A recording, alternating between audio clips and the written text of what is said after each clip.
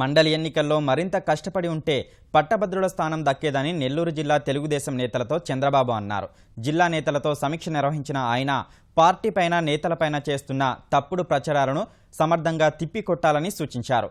కాకాని గోవర్ధన్ రెడ్డి వ్యవహారంలో సమర్థంగా ఎదురుదాడి చేయబట్టే పరిస్థితులు పార్టీకి అనుకూలంగా మారాయని గుర్తు చేశారు. సోమిరెడ్డి దీటుగా ఎదుర్కొని ఉండకపోతే అవే తప్పుడు ప్రచారాలను వైకాపా నేతలు చాలా కాలం పాటు ప్రచారం చేసి ఉండేవారన్నారు. 2019 ఎన్నికలకు ఇప్పటి నుంచే సిద్ధంగా ఉండాలని నేతలకు సూచించినట్లు పొలిట్ బ్యూరో సభ్యుడు సోమిరెడ్డి చంద్రమోహన్ రెడ్డి తెలిపారు. ఐకమత్యంగా పనిచేసినారు.